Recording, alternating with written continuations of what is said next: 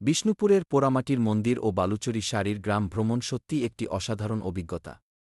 এই জায়গাটি একসময় ছিল মল্ল রাজাদের রাজধানী এবং এখানকার মন্দিরগুলো তাদের ঐতিহ্য ও সংস্কৃতির চিত্র তুলে ধরে। রসমঞ্চ, জোরবাংলা মন্দির, শ্যামরায় মন্দির, প্রতিটি মন্দিরের অলঙ্করণে রামায়ণ ও মহাভারতের কাহিনীর প্রতিফলন দেখা যায়। এই স্থাপত্যশৈলী সত্যি চমৎকার।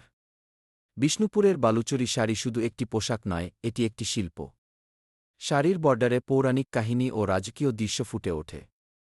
এখানে এসে শাড়ি কেনার জন্য স্থানীয় হাট বা হ্যান্ডলুম স্টোরে যেতে ভুলবেন না। প্রতিটি শাড়ি যেন একটি গল্প বলে, যা আপনি পরিধান করলে আপনার ব্যক্তিত্বকে আরও উজ্জ্বল করে তোলে। এখন খাবারের কথা বললে বিষ্ণুপুর আপনাকে হতাশ করবে না।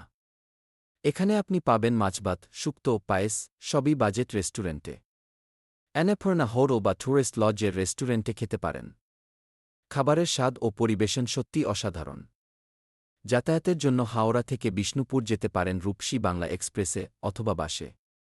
প্রাইভেট গাড়িতে 2-6 ধরে 4-5 ঘন্টার ড্রাইভও একটি ভালো অপশন। যাতায়াতের খরচ খুবই সাশ্রয়ী। এই ট্রিপের মোট খরচ 700 থেকে 1200 এর মধ্যে হতে পারে। এতে যাতায়াত, খাবার, প্রবেশ ফি সবকিছুই অন্তর্ভুক্ত। চাইলে স্থানীয় হ্যান্ডলুম থেকে শাড়ি কিনে নিতে পারেন। ট্যুরিস্ট লজ বা হোমস্টেতে থাকার ব্যবস্থা করতে পারেন। ফটোগ্রাফির জন্য বিষ্ণুপুর একদম আদর্শ। সকাল 8টা থেকে 1টার মধ্যে মন্দিরের ফেড ও অলঙ্করণ তুলতে পারেন।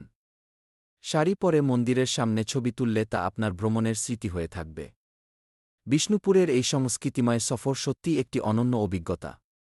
এখানে এসে আপনি ইতিহাস, শিল্প, সংস্কৃতি ও খাবারের এক অসাধারণ মিশ্রণ উপভোগ করবেন।